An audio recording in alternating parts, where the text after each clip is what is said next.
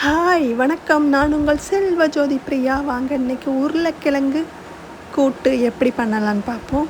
அதுக்கு நம்ம 2 உருளைக்கிழங்கு எடுத்து தோல் சீவி சின்ன சின்னதாக நறுக்கி வச்சுக்கிறலாம்.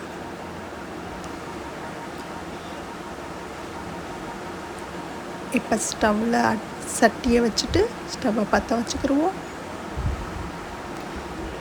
உருளைக்கிழங்கு தேவையான எண்ணெயை ஊற்றிக்கிடுவோம். கொஞ்சமாக கடுகு உளுந்து சேர்த்துக்கலாம். இப்போ கடுகு வெடித்து வந்ததும் பச்சை கருவேப்பிலையை போட்டுக்கலாம்.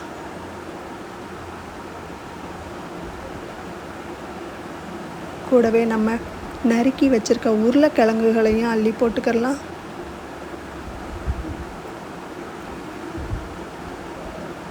தண்ணி எதுவும் சேர்க்க தேவையில்லை, எண்ணெயிலேயே வெந்துடும்.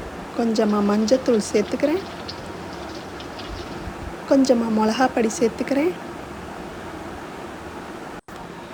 நம்ம போட்ட மிளகாய் தூளும் மஞ்சத்தூளும் உருளைக்கிழங்குல நல்லா படுற மாதிரி கிளறி விட்டுட்டு சட்டியை மூடி வச்சுருவோம்.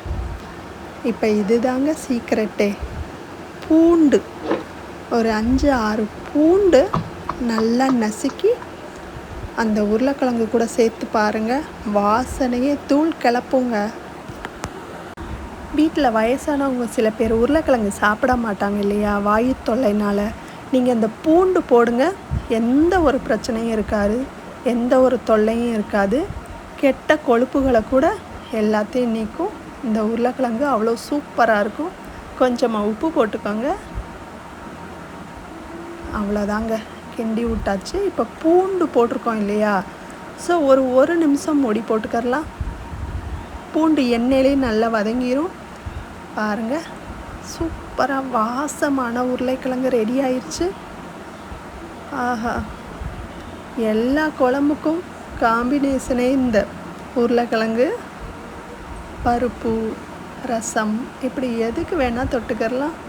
இது சும்மா சைடில் நான் தோசை போட்டுட்ருக்கேன். நீங்கள் உருளைக்கிழங்க செஞ்சு பார்த்துட்டு எப்படி இருந்துச்சு ருசின்ட்டு எனக்கு சொல்லுங்கள். மீண்டும் அடுத்த ஒரு வீடியோவில் உங்களை சந்திக்கிறேன். நான் உங்கள் செல்வஜோதி பிரியா. தேங்க்யூ.